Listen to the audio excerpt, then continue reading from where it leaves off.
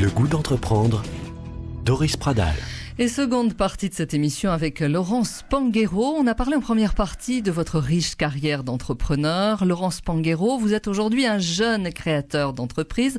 On peut dire que le mot retraite ne fait pas partie de votre vocabulaire. Ben, vous savez, chacun voit midi à sa porte. Moi, je comprends bien que les gens qui ont fait un métier qui les a pas trop passionnés puissent s'arrêter à un moment donné et aspirer à faire autre chose. En ce qui me concerne, moi, j'ai toujours le temps été passionné par ce que j'ai fait, donc il me semble que je me réalise mieux en ayant une activité, voilà. Vous êtes donc un jeune créateur d'entreprise à la tête d'une start-up qui s'appelle Nutrinat. Alors start-up, ça vous fait un peu sourire? Oui, bien sûr, oui. Mais enfin, d'un autre côté, c'est un peu la vérité, puisque l'idée que j'ai lancée là, c'est une idée à risque, avec peu de chance, enfin, quelques chances de succès, bien sûr que j'espérais avoir des succès, mais de toute façon, c'est pas gagné d'office, quoi. Bien entendu, c'est pas gagné. Alors Nutrinat, c'est quoi en fait? Alors, Nutrinat vient d'une idée. Bon, d'abord, j'ai été pendant 12 ans aussi, tout en ayant une vie professionnelle assez chargée, une vie syndicale, et j'ai été notamment 12 ans président de la Fédération européenne des bétails et de la viande. Ce qui m'a permis de visiter les 5 continents, de faire des conférences à Brisbane, à New York ou ailleurs, sur les viandes en Europe, et ainsi de suite. Et je me suis aperçu que le monde, avec l'évolution démographique et tout, allait sûrement manquer de viande dans les 10, 15, 20 ans qui venaient. Et je me suis dit, il y a sûrement une alternative aux protéines animales, et ce sont les protéines végétales. Et donc, là-dessus, j'ai aussi beaucoup voyagé autour de la Méditerranée, j'ai aussi lu certains livres sur la diète méditerranéenne, sur un certain nombre d'éléments. Et je me suis aperçu qu'en fait, autour de la Méditerranée, d'abord, on vit d'une façon, on vit un peu plus longtemps, c'est-à-dire qu'on se nourrit sûrement mieux, parce que c'est Hippocrate qui disait, 4 siècles avant Jésus-Christ, l'alimentation, c'est notre meilleure médecine. Donc, c'est toujours vrai. Donc, c'est plus vrai que jamais, puisque les maladies contemporaines aujourd'hui, elles sont dues à un déséquilibre alimentaire important. On consomme trop de protéines animales, on consomme trop de sucre, on consomme, il y a un certain nombre de choses. Et donc, je me suis penché sur l'alimentation en disant, bon, moi qui ai, non pas inventé, mais qui ai mis beaucoup de cassoulet en boîte, pourquoi ne pourrait pas à partir de certains produits végétaux, faire des plats agréables, bons à manger, parce qu'il faut que ce soit bon, et surtout sain pour la santé. Voilà. Donc alors, ça, c'est Nutrinat, nutrition naturelle. Qu'est-ce que c'est les protéines végétales? Alors, il y a, dans tous les végétaux, il y a des protéines, plus ou moins bien sûr, mais il y a 2 espèces qui contiennent beaucoup de protéines. La plus importante, bien sûr, ce sont les légumes secs, que l'on qualifie de légumineuses, mais c'est en fait des légumes secs, les haricots, les pois chiches, les lentilles. Ça, ce sont des protéines d'origine végétale riches en protéines. Et puis, il y a les céréales, qui sont aussi d'une certaine richesse en protéines, que sont le blé, l'orge, le riz, le maïs, voilà. Et il se trouve que quand tous les spécialistes en nutrition vous diront que l'idéal, c'est d'associer à la fois les légumineuses secs, les légumineuses, avec les céréales. Parce que c'est de cette façon que l'on équilibre le mieux, notamment les acides aminés essentiels. Alors, qu'est-ce que c'est les acides aminés essentiels? Ce sont des acides aminés que l'on doit trouver dans l'alimentation, qui ne sont pas synthétisés par le corps humain. Et donc, effectivement, la lysine, par exemple, qui est très pauvre dans les céréales, est très riche en protéines, est très riche dans les légumes secs. Et donc, l'association fait qu'on a un produit qui est d'équivalent des références en protéines animales, que sont la viande, le poisson, les œufs. Ce sont les 3 protéines d'origine animale les plus riches et les plus équilibrées. Eh bien, nous, je cherche moi, avec les scientifiques, avec l'INSA de Toulouse, avec l'INSERM, de trouver des solutions pour avoir ce même équilibre nutritionnel, mais végétal, c'est-à-dire moins de graisse, pas de sucre, pas un certain nombre d'avantages, plus de fibres, un certain nombre d'avantages nutritionnels, et c'est ce que je suis en train de faire depuis 4 ans maintenant. Donc vous faites aider par des experts, bien évidemment. Vous avez un laboratoire, vous êtes installé à quel endroit? Revel? Alors, je me suis installé à Revel parce que mon ami Alain Chatillon avait lancé entre-temps BioValley, c'est-à-dire un peu la Silicon Valley des viandes, de l'alimentation. Et donc, il m'a dit, tiens, tu as des bureaux, nous avons un hôtel d'entreprise. Donc, je me suis retrouvé, comme une start-up, et voilà. Et avec des bureaux, un ou deux collaborateurs, et surtout, beaucoup de relations avec le monde extérieur pour voir un peu qu'est-ce qu'il convenait de faire. Et également, j'ai rencontré une personnalité majeure à Toulouse, le professeur Bruno Velas, qui m'a dit, écoutez, vous qui êtes dans l'alimentation, trouver des aliments pour améliorer l'alimentation de nos personnes âgées, qui sont aujourd'hui soit dénutries, soit déséquilibrées, soit qui ne consomment pas assez de viande, et ainsi de suite. Et donc tout ça a fait que je me suis penché sur ces différents sujets. Et j'ai sorti une gamme de produits, salades, plats chauds et pâtes.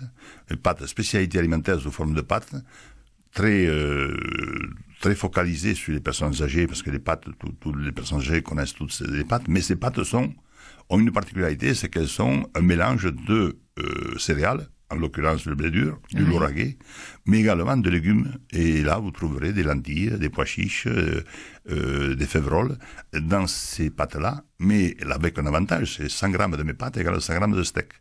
100 grammes de mes pâtes égale 100 grammes de steak, c'est extrêmement important. C'est important, oui. Et très facile à mastiquer, parce qu'il faut qu'elles puissent mastiquer, les personnes âgées, mais très facile à digérer. Et comment alors, les inconvénients de ces céréales, de ces protéines d'origine végétale, c'est que les légumes secs ne sont pas toujours faciles à digérer. Flatulence, également inflammation. Oui, tout à fait. Et donc, on a travaillé là-dessus. Et c'est la raison pour laquelle c'est là où est l'intérêt de la démarche. Je ne sais pas si ça va marcher, mais c'est ça l'intérêt, c'est que nous faisons germer nos légumes secs. Nous les précuisons, nous les dépelliculons, nous enlevons la pellicule qui contient des phytates, des tanins et autres. Qui peut provoquer des intolérances. Et voilà. Et donc, tout ça fait qu'à la sortie, nos produits deviennent très digestes. Et c'est tout l'intérêt de la chose. Donc, à la fois, un produit qui est sain, qui est équilibré nutritionnellement, qui est sain, on peut en manger à volonté tous les jours, il n'y a aucun problème, et qui, en plus, est meilleur et plus économique, puisque ce type de protéines coûte 2 à 3 fois moins cher, des fois 4 fois moins cher que les protéines d'origine animale. Et qui est écologique. Et qui est écologique, puisque, qui plus est, les légumes secs, si vous voulez, ont l'avantage de capter l'azote de l'air, c'est qu'on n'a pas besoin de porter de engrais chimiques azotés sur les terrains, et ça enrichit même les terres, puisque j'ai un cousin qui pratique souvent cette activité-là, à la fois de haricots, du lauragais, et ensuite du blé dur. Et quand il sème son blé dur sur une parcelle où il y avait des haricots, eh bien, il a 10% de rendement en plus qu'un blé normal. Ouais. Donc tout ça, ça a de l'intérêt. Quoi. Vous êtes en train de nous dire que la viande dans nos assiettes, c'est bientôt fini ? Non, j'ai pas dit ça. Je dis simplement que il y a 50-60 ans, nous consommions à peu près 50 kilos de protéines d'origine animale par habitant et par an, et nous consommions en contrepartie 7-8 kilos de haricots par habitant et par an.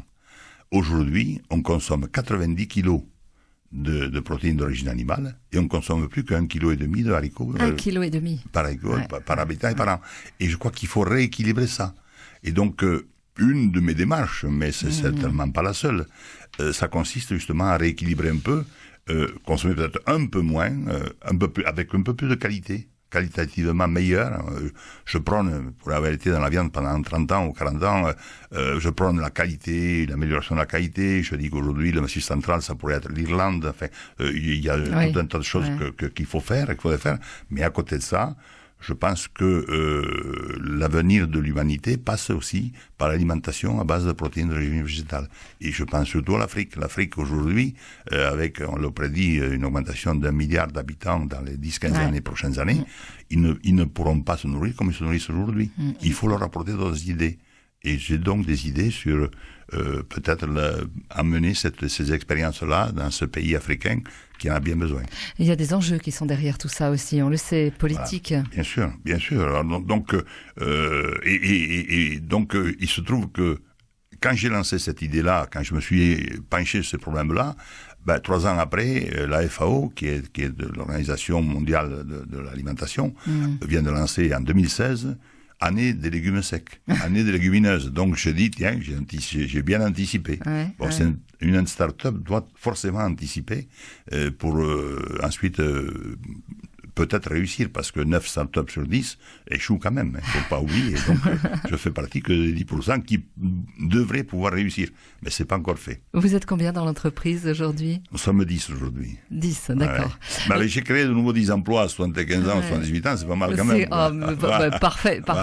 Voilà. Bon, ça veut dire que vous y passez beaucoup de temps aussi. Ah, j'y passe tout mon temps. Je passe tout mon temps, je ne fais plus que 9 heures par jour, vous savez, donc c'est beaucoup plus léger. Oui, mais de toute façon, je prends du plaisir, alors, des fois, bien sûr, des soucis aussi, hein, mais on a aussi des satisfactions. Là, il y a des jours, le groupe Casino qui avait goûté nos produits, j'avais participé à un concours innovation chez eux. J'avais envoyé des produits, j'avais expliqué les choses, et puis ils nous ont dit, écoutez, votre produit est vraiment innovant, vous êtes lauréat chez Casino de votre produit, et on vous référence dans 300 magasins. Donc, on commence le mois prochain à livrer 300 magasins d'un seul coup, avec nos produits, ce qui est quand même relativement intéressant. Oui, tout à fait. Vous êtes donc un chef d'entreprise, un serial entrepreneur, on va dire. Est-ce que vous auriez des conseils à donner aujourd'hui à ceux qui veulent entreprendre, qui se lancent? Oh, vous savez... Quelques-uns comme ça. Oui, quelques-uns. Bon, bien sûr que dans tout démarrage d'entreprise, il faut qu'il y ait un projet, c'est évident. Hein. Le projet, il faut bien le mûrir, il faut bien savoir ce qu'on veut faire, où on veut aller, comment on veut y parvenir. Ça, c'est le projet, c'est capital. Ensuite, si on a la chance d'avoir quelques collaborateurs, même un ou deux au départ, il faut que ce projet soit partagé. Ouais. Il faut que on n'est plus à la montre à la main là. Il faut relever les manches et donc travailler dur, bien se renseigner, voilà.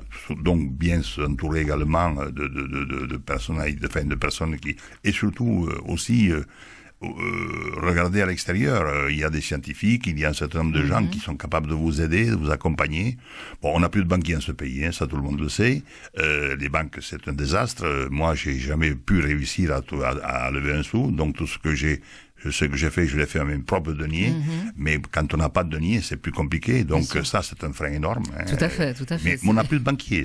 Il faut appeler un chat un chat. Alors, il y a peut-être des banquiers pour les grandes entreprises, il peut y avoir des fois, mais moi je considère peut-être qu'effectivement mon âge est un frein aussi à l'accès financier. C'est comme ça.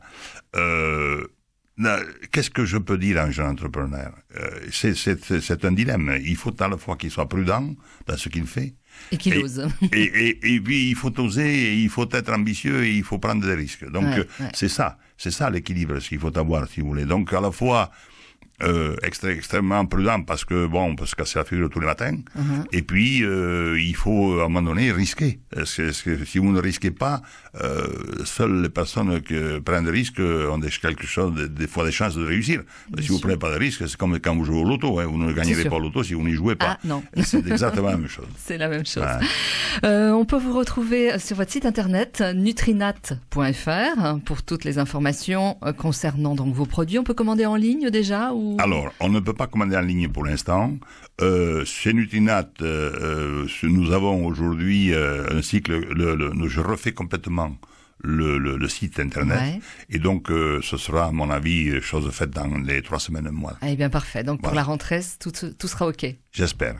Merci beaucoup Laurence Panguero d'être venu nous rejoindre dans Le Goût d'entreprendre. Vous pouvez retrouver cette émission sur radioprésence.com et également sur la chaîne YouTube du Goût d'entreprendre. À très bientôt pour une nouvelle édition.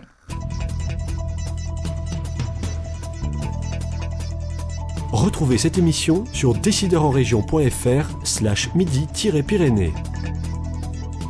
Le Goût d'entreprendre, une émission en partenariat avec la Caisse d'épargne, la Banque des entreprises et des professionnels de Midi-Pyrénées.